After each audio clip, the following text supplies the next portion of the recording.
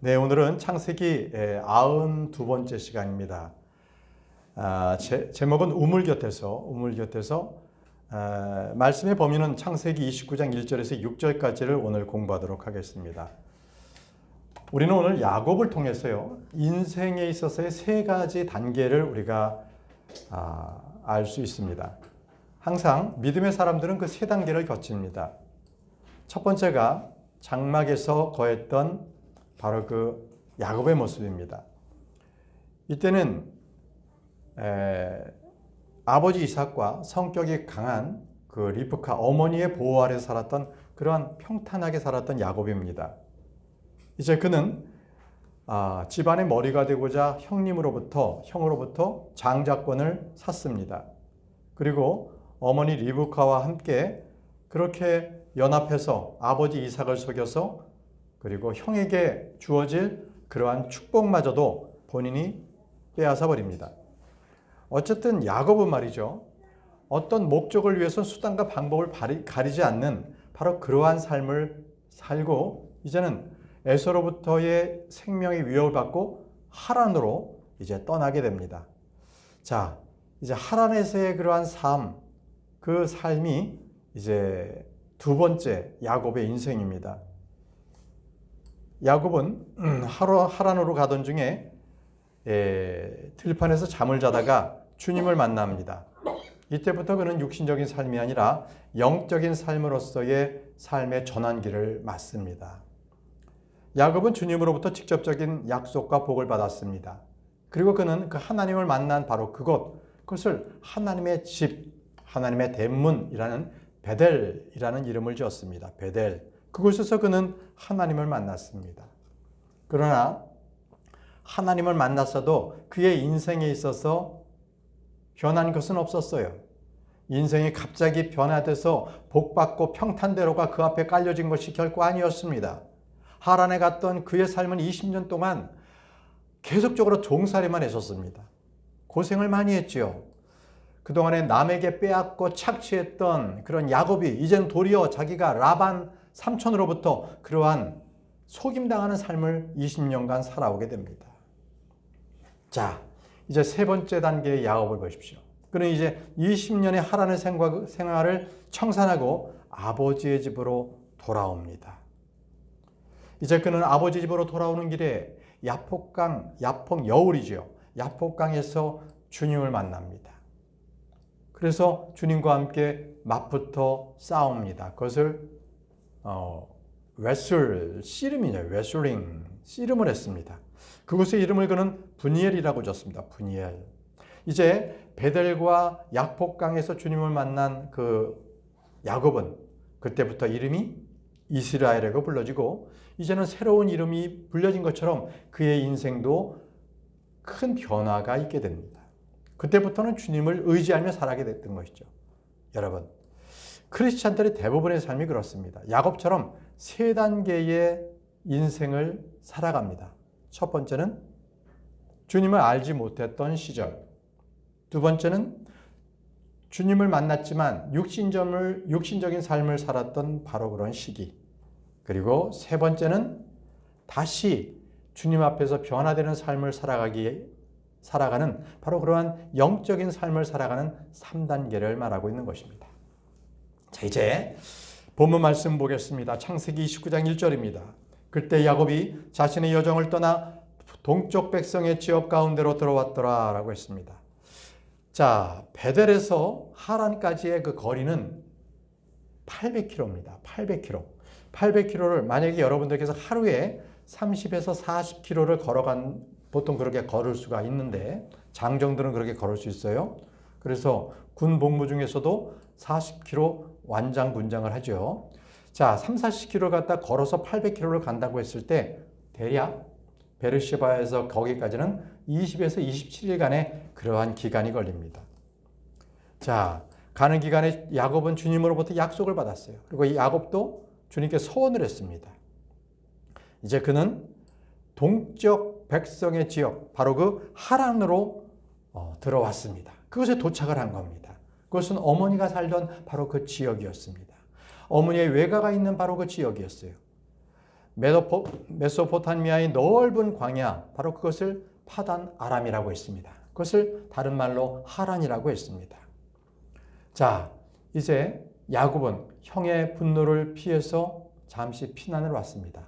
다행스럽게도 아버지 이삭을 통해서 그는 사명을 받아서 도망자가 아닌 그런 순례자, 그리고 파송받은 신분으로서 바로 외가를 찾은 것이었습니다. 그러나 그의 삶이 거기서 평탄치는 않았습니다. 삶이 고달팠고 어려움은 계속되었습니다. 2절입니다. 그러고 나서 그가 바라보았을 때 등판에 있던 우물 하나를 보니라. 그리고 보라, 세 무리의 양떼들이 그 우물 옆에 누워 있었더라. 이는 그 우물에서 그들이 양떼들에게 물을 주었기 때문이라. 그런데 커다란 돌 하나가 우물너기 위에 있었더라. 야곱은 이제 하란에 도착했습니다. 그래서 눈을 들어서 넓은 평화를 보는데 그의 눈에 들어온 것은 우물과 그 옆에 누워있는 세 무리의 양떼를 보았습니다. 들판에 있는 우물, 그리고 물을 먹으려는 양떼. 이 모습은 야곱에게 무척 친근한 모습이었습니다. 여러분, 여기서 나타나는 그 우물이라고 했습니다. 우물. 성경은요, 이 우물이 일관되게 구원을 나타냅니다. 우물? 그러면 구원이다. 이렇게 알아두시면 됩니다. 하갈은요, 우물 곁에서 주의 천사를 만났습니다. 그래서 그 우물을 발견해서 죽어가는 자기 아들에게, 이스마엘에게 물을 주었습니다. 창세기 21장 19절입니다. 그리고는 하나님께서 그녀의 두 눈을 여셨으니 그녀가 물이 있는 우물을 보았더라. 이에 그녀가 가서 물로 그 병을 채워서 그 소년에게 마시도록 주었더라. 물이 그들의 갈증, 그리고 그들의 죽음으로부터 구원을 해줬습니다. 아브라함과 이삭은 우물을 팠고 이삭은 그 우물 곁에 거했습니다. 창세기 25장 11절에 그리고 아브라함의 죽은 후에 이런 일이 있었으니 하나님께서 그의 아들 이삭에게 복을 주셨고 이삭은 라헬로이 우물 곁에 거하였더라. 그래서 이 광야에서는 말이죠, 이 우물을 떠나서는 살 수가 없고 목축을 키우는 데 있어서 우물은 반드시 필요한 바로 그러한 것입니다. 자, 이제 아브라함의 종 엘리에셀은요, 우물 곁에서 이삭의 아내가 될 리브카를 만납니다. 창세기 24장 11절에 그리고 그가 저녁 시간 곧 여자들이 물 길러 가는 시간에 도시밖 물이 있는 우물 곁에서 그의 낙타들로 하여금 무릎을 꿇게 하였더라. 바로 이곳에서 리브카를 만납니다. 자, 또 야곱은요, 들판의 우물에서 라헬을 만나요. 라헬을 만납니다. 창세기 20장 8절에서 9절에 그러자 그들이 말하기를 모든 양떼들이 한데 모일 때까지 곧 그들이 우물어기에서 그 돌을 굴려내기 전까지는 우리가 그리할 수 없도다. 그때 우리가 양들에게 물을 주노라 하였더라. 그리고 그가 아직 그들과 이야기하는 동안 라헬이 자기 아버지 양들과 함께 도착하였더라. 이는 그녀가 그것들을 지켰기 때문에. 우물은 너무너무 귀했기 때문에 여러 목자들이 모여서 그리고 양들에게 물을 먹일 수 있는 준비가 됐을 때 그때 우물에 있는 그 돌 덮개를 치운 거죠. 그래서 같이 먹게끔 했던 겁니다. 그만큼 우물이 중요했습니다. 이것뿐만이 아닙니다. 모세는요, 미디안 땅에 거하면서 우물 옆에 앉아 있었습니다. 출애굽기 2장 15절에서 16절. 이제 파라오가 이 일을 듣자 그는 모세를 살해하려고 찾았더라. 그러나 모세는 파라오의 얼굴로부터 도망쳐서 미디안 지역 가운데 거하였더라. 그리고 그가 한 우물 옆에 앉았더라. 이제 미디안 제사장에게는 7명의 딸들이 있었더라. 그리고 그들이 와서 물을 길었으니 그들의 아버지의 양떼에게 물을 주려고 죽통들을 채웠더라 라고 했습니다. 성경은요, 항상 우물은 구원과 관계가 됩니다. 그래서 주님께서 말씀하세요. 구원의 샘물에서 물을 기를 것이라고 말씀하십니다. 이사야 12장 3절에 그러므로 너희가 구원의 샘물들에서 즐거움으로 물을 기르리라. 구원의 샘물을 주목하십시오. 항상 샘은 구원을 나타내고 있는 겁니다. 주님은 야곱의 우물에서 어떤 사마리아 여인에게 구원을 주시면서 이렇게 말씀하셨습니다. 요한복음 4장 14절. 그러나 누구든지 내가 줄 물들을 마시는 자는 결코 목마르지 아니하리라. 오히려 내가 그에게 줄 물은 그 안에서 영원한 생명으로 솟아오르는 샘물이 되리라. 예수 그리스도께서 주시는 그 물은 음물이 아니었습니다. 영원한 생물이었습니다. 그 영원한 샘물은 바로 성령님을 말씀하고 있는 겁니다. 왜요? 그의 뱃속에서 솟아나는 영생이 일어나기 때문에 그렇습니다. 요한복음 7장 38절에 39절입니다. 나를 믿는 자는 성경 기록이 말씀하셨듯이 그의 배에서 살아있는 물들의 강들이 흐르리라. 살아있는 물들의 강들. 그러나 이것은 그분께서 그들을 믿는 자가 받게 될 성령에 관하여 말씀하신 것이라. 자, 살아있는 물들의 강들이 일어나는 것은 그들에게 성령님이 오신다는 말씀입니다. 이런 말씀을 주님께서 하신 것이죠. 주님은요, 누구든지 자신을 믿는 자에게 물을 주십니다. 샘을 주시는 분이세요. 그래서 복음은요, 목마른 혼에게 냉수와 같은 겁니다. 복음은 목마른 자에게 냉수와 같다.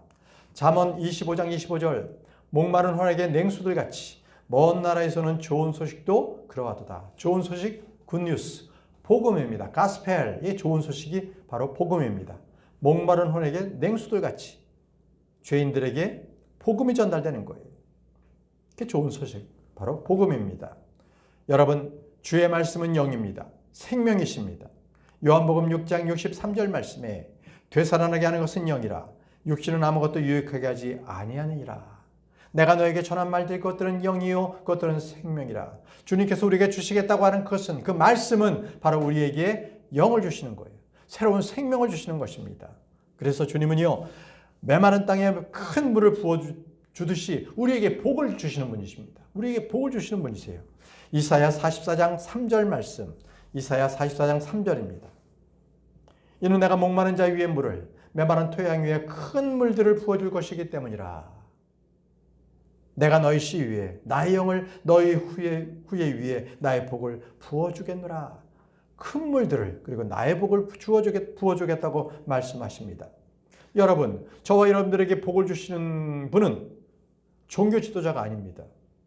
어떤 과학자들이 아니고 정치가들이 여러분들에게 좋은 삶을 주는 게 아닙니다. 그렇다고 점치는 그 점쟁이들이 예측해서 우리에게 복을 주는 것도 아니고, 마리아나 천사들이 우리에게 복을 주는 것도 아닙니다. 오직 우리에게 복을 주시는 분은 오직 주 예수 그리스도십니다. 이사야 55장 1절 보십시오. 이사야 55장 1절. 호 목마른 모든 자들아 너희는 저마다 물들러 오라. 그리고 돈 없는 자도 오라. 너희는 와서 사 먹으라. 진정 돈 없이 값 없이 와서 포도즙과 젖을 사라라고 합니다. 여기서 너희는 와서 사 먹으라고 합니다. 왜? 돈도 없는데도 사 먹으라는 거예요. 왜? 주님께서 이미 다 돈을 지불하셨다는 거예요. 진정 돈 없이 값 없이 와서 포도즙과 젖을 사라는 겁니다. 주님께서 이미 다 지불하셨다는 것입니다. 목마른 자들은 다 물들로 나오라고 주님께서 말씀하십니다. 여러분, 삶에서 갈증을 느끼고 계시지 않습니까? 주님께서는 어떠한 사람도 그 자격 제한을 두지 아니하십니다. 누구든지 나에게 목마른 자는 오라고 하십니다. 여러분 주위에 갈증이 허덕이고 고생하고 있는 사람들이 있다면 그들에게 그들의 목을 축일 수 있는 예수 그리스도의 복음을 전하시기 바랍니다. 모든 죄인들은 예수 그리스도께로 나와야 합니다. 그들의 살 길은 그것밖에 없기 때문에 그렇습니다. 계시록 21장 16절 말씀에 그리고 그분께서 나에게 이같이 말씀하셨느니라. 다 이루어졌도다. It is done. 다 이루어졌도다. 나는 알파요 오메가요 시작과 끝이라. 내가 목마른 자에게 생명수의 원천에서 값없이 주겠노라. 목마른 자에게 생명의 원천수를 주겠다는 거예요. 값없이. 나에게만 오라는 것입니다. 나를 믿으라는 것입니다. 그렇기 때문에 예수 그리스도를 믿지 않는 유대인들은 생명수의 샘이 없습니다. 알라를 믿는 무슬림들은 생명의 샘이 그들에겐 없습니다. 마리아와 죽은 성인들에게 기도하는 캐톨릭 교인들에게는 생명의 샘이 없습니다. 오직 생명의 샘을 주시는 이는 예수 그리스도시기 때문에 그렇습니다. 계시록 22장 17절 말씀 보십시오. 계시록 22장 17절. 그리고 성령과 신부가 말하기를 오라 하는도다. 그런즉 듣는 자로 하여금 오라 하고 말하게 하고 목마른 자로 하여금 오라 하라. 그리하여 누구든지 원하는 자는 생명수를 값없이 취하게 하라. 자, 생명수를 취하게 하는 자들이 세 가지 부류가 나옵니다. 듣는 자, 목마른 자, 누구든지 원하는 자는 생명수를 취하라고 하십니다. 그렇다면 선을 행하면 생명수를 취합니까? 자기가 의롭게 행동한다고 해서 그는 생명수를 취할 것입니까? 그렇지 않습니다. 누구든지 생명수를 취하는 자는 예수 그리스도의 초청에 응하는 자예요. 나에게 오라 하는데 와야 되는 거예요. 오지 않고 자기 혼자 의를 아무리 좋은 일을 아무리 해도 그것은 생명수를 얻을 수 있는 방법이 아닙니다. 누구든지 예수 그리스도의 초청을 거부하면 그는 생명수를 얻을 수 없습니다.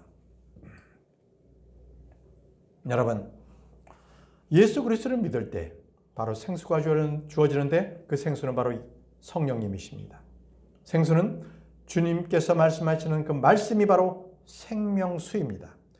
아모스 8장 11절에 보라, 그 날들이 오나니 곧 주 하나님이 말하노라. 곧 내가 그 지역에 기근을 보내겠으니, 하나님께서 기근을 보내시겠다고 하는데 그 기근을 보내는 지역은 빵이 없어서 먹을 것이 없어서의 기근이 아니라는 거예요. 마지막 때가 이렇습니다. 물이 없어서의 고갈도 아니라는 거예요. 뭐예요? 오직 주의 말씀을 듣지 못하는 기근. 그러니까 아무리 말씀을 선포해도 그것이 들리질 않아. 이게 기근이에요. 여러분들 요즘에 나가서 길거리 전도해 보십시오. 사람들은요, 많은 사람들이 거부합니다. 듣지 않아요. 귀찮아합니다. 왜요? 말씀을 들을 수 있는 그 귀가 완전히 닫혀버렸기 때문에 그들은요, 안에 생명수를 얻을 수 없는 그 기근에 허덕이게 됩니다. 이게 마지막 때입니다. 마지막 때예요. 여러분, 생명수 자체가 예수 그리스도세요. 그분을 받아들이지 않는다면 사람은 영원히 목마를 수밖에 없는 거죠. 그리고 나중에는 영원히 타는 그 브로스에 던져져서 끝없는 그 갈증으로 영원히 그렇게 그 고통 가운데 살게 될 것입니다. 호세아 6장 3절의 말씀에 만일 우리가 주를 알려고 뒤따라간다면 그때 우리는 알게 되리라. 그분의 나아가심이 아침같이 예비되는도다. 그분께서 비같이 우리에게 오시리니 땅에 내리는 나중비와 같이 앞선 비같이 오시리라. 그분께서 비같이 우리에게 오신다고 했어요. 물들을 대주시는 거예요. 주님께서. 농사 접으신 분들은 알죠?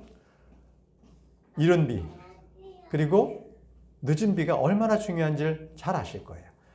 이른 비와 늦은 비가 순서가 뒤바뀌어 버리면 농작물이 다 망쳐버립니다. 적절할 때 적절한 비가 내려야 되는 것이죠. 자, 이제 본문 말씀 다시 돌아가겠습니다. 창세기 29장 2절에 자, 야곱은요 들판에 있는 우물을 보았고 그 곁에 양떼가 있는 것을 보았습니다. 여기서 들판은 세상이에요. 우물은 주님의 말씀 성령을 말합니다. 양떼들은요 언제나 우물 곁에 있어야 돼요. 언제든지 필요할 때 물을 마실 수 있어야 되는 겁니다. 그런데 요즘 시대 어떻습니까? 교회를 다녀도요 주의 말씀을 듣지 못하는 그러한 안타까운 양들이 너무나 많이 있습니다. 왜 그럴까요? 주의 말씀이 변개가 된 거예요. 올바른 말씀을 듣지 못하는 겁니다. 부패된 성경, 부패된 말씀을 전하는 자들이 너무나 많이 있습니다. 거짓 교사라 그럽니다. 그냥 복 받아라, 은사 받아라 이렇게 거짓 복음, 축복 복음을 말하니까 진리가 왜곡되는 겁니다. 그들의 가르침은 거짓입니다. 사람들에게 썩은 물만을 계속 공급하기 때문에 생수를 마실 수가 없는 겁니다. 그 축복을 받는다 할지라도 그것은 거짓이기 때문에 하나님 말씀과는 별도의 그러한 다른 좋은 소식, 복음을 전하는 잘못된 것이지요. 자, 본문입니다. 창세기 29장 3절입니다. 그리고 모든 양떼들이 거기로 모였으니 그들이 우물 어귀에서 그 돌을 굴려 양들에게 물을 먹이고 그 돌을 다시 우물 어귀 위에 있는 그 자리에 올려놓았더라 라고 했습니다. 여러분, 이 당시에 우물을 덮는 이 큰 돌은요 이 우물을 꽉 메울 수 있는 그러한 평평한 돌입니다. 그것을 쫙 우물 위에다가 얹어 놓는 거죠.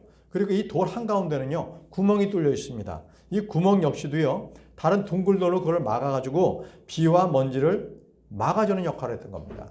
그래서 이 돌의 무게가 엄청났던 거죠. 여선도는 그것을 옆으로 밀 수도 없는 정도의 무게였던 것입니다. 자, 4절입니다. 창세기 29장 4절. 그리고 나서 야곱이 그들에게 말하기를 나의 형제들아 너희는 어디에서 왔느냐 하였더라. 이에 그들이 말하기를 우리는 하란에서 왔노라 하였더라. 자, 나의 형제들아 너희는 어디서 왔느냐. 자, 지금 들판에 도착한 야곱은 바로 여기가 지금 어딘지를 알고 싶어 했어요. 당신들이 지금 어디서 온 거냐. 그래서 물은 겁니다. 여러분, 여기에서요, 야곱은 들판에 있던 목동들에게 물었지만 주님은 도리어 우리에게 물어보십니다. 주님은 도망치는 하갈에게 향해서 물으셨습니다. 창세기 16장 8절에 사라의 하녀 하갈아 너는 어디서 왔느냐? 그리고 너는 어디로 가려느냐? 바로 이렇게 물으시는 분이세요. 저와 여러분들에게 동일하게 물으십니다. 태가 너는 어디에서 왔느냐? 어디로 가려고 하느냐? 이렇게 물으세요. 저와 여러분들에게 동일하게 물으시는 하나님이십니다. 주님께서 하갈이 어디서 왔는지 어디로 갈지 모르고 물으시는 건가요? 그렇지 않습니다. 그녀가 있어야 할 곳이 어딘지를 정확하게 알려주기 위해서 그녀에게 말씀하고 있는 거예요. 내가 어디서 왔느냐? 어디로 가려고 그러느냐? 내가 있을 곳은 여기가 아니야. 내가 갈 곳은 그곳이 아니야. 다시 되돌아가라. 이겁니다. 요셉은 이집트로 양식을 구하러 온 자기 형제들에게 이렇게 말합니다. 너희가 어디에서 왔느냐? 몰라서 물었어요? 그렇지 않습니다. 다 알고 묻는 거죠. 창세기 42장 7절입니다. 그러자 요셉이 자기 형제를 보고 그가 그들을 알아보았으나 그들에게 자신을 낯선이인 체하며 그들에게 거칠게 이야기했더라. 그런즉 그가 그들에게 말하기를 너희가 어디에서 왔느냐? 너희가 어디에서 왔느냐? 아주 거칠게 말하는 거예요. 알면서 자기 형들인 것을 알면서 아주 거칠게 말하는 거예요. 우리가 여호수아서를 보게 되면 여호수아가 동맹을 맺으러 온 기브온 족속들에게 묻습니다. 너희는 어디에서 오느냐? 여호수아기 9장 8절입니다. 이에 그들이 여호수아에게 말하기를 저희는 당신의 종들이니이다 하였더라. 그러자 여호수아가 그들에게 말하기를 너희는 누구냐? 그리고 너희는 어디서 오느냐 하였더라. 이렇게 묻는 거예요. 여러분, 저와 여러분들도요, 어디에서 와서 어디로 가는지를 분명히 알아야 합니다. 그리고 이것을 물어도 대답해 줄 사람이 반드시 있어야 합니다. 우리 주님은 우리에게 우리가 어디로 와서 어디로 가야 할지를 말씀해 주시는 분이세요. 바로 주님만이 우리에게 올바른 방향, 올바른 곳을 지정해 주십니다. 요한복음 7장 27절에서 29절에 하지만 우리는 이 사람을 아노니 그가 어디에서 왔는지 아는도다. 자, 분명히 이들은요, 예수님을 보고 이 사람을 안다고 했어요. 육신적으로 그가 나사렛에서 자란 것을 봤다는 거예요. 그런데 그 뒷말을 보십시오. 그러나 그리스도께서 오실 때는 그분께서 어디에서 오시는지 아무도 모르느니라. 이건 뭐예요?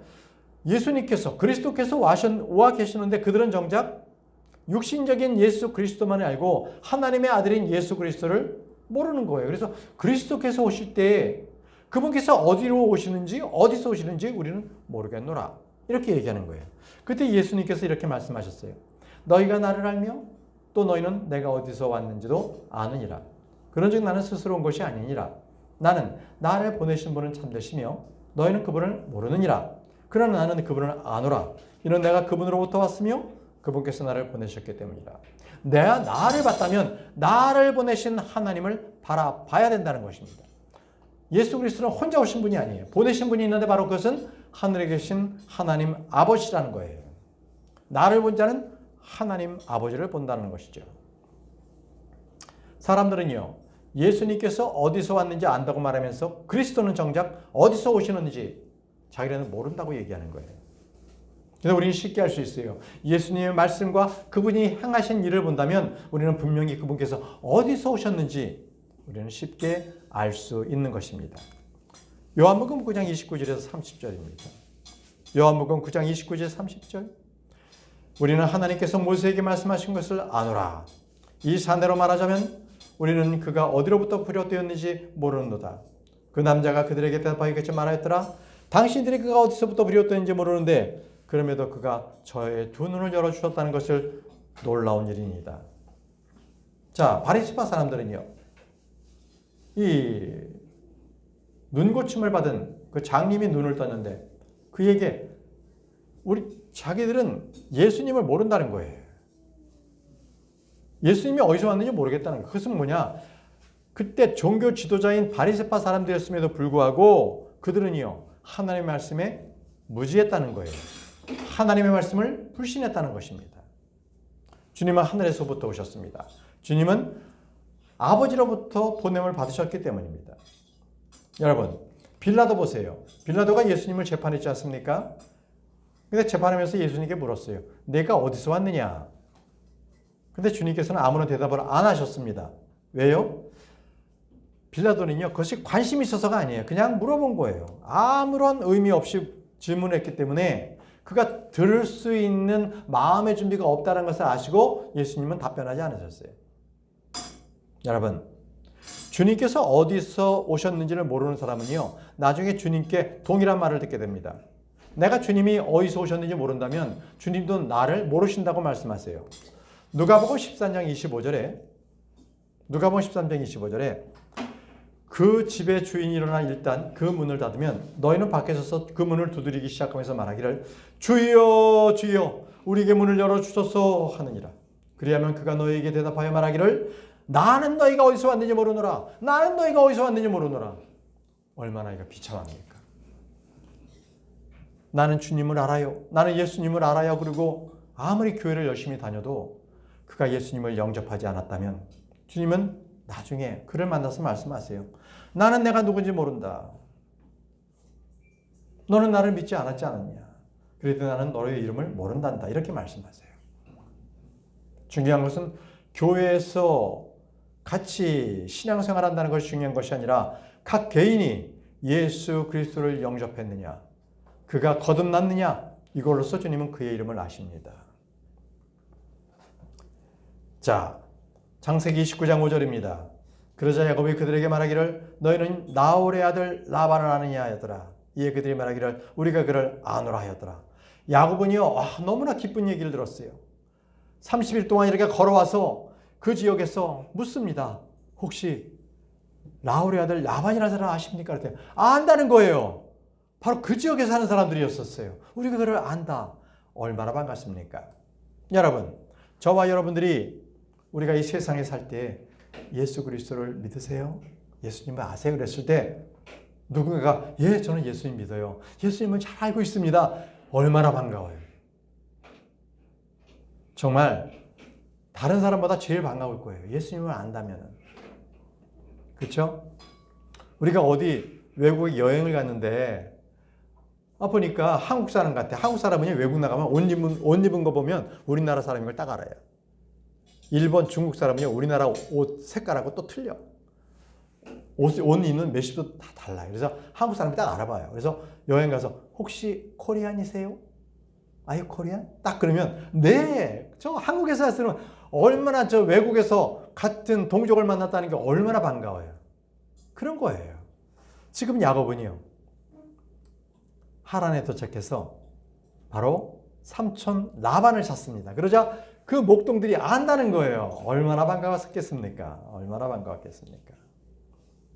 여러분, 우리는 언제든지 누구든지 사람을 만나면 제일 먼저 해야 될 질문, 혹시 예수님을 아십니까? 이거예요. 예, 그럼요. 전 예수님 믿어요. 가장 좋은 거예요. 가장 좋은 반가운 사람을 만난 거예요. 그렇지 않을지라도 그에게 꼭 주님을 전하시기 바랍니다. 자, 오늘 마지막 절입니다. 창세기 29장 6절입니다. 그러자 그가 그들에게 말하기를 그가 잘 있느냐 하였더라.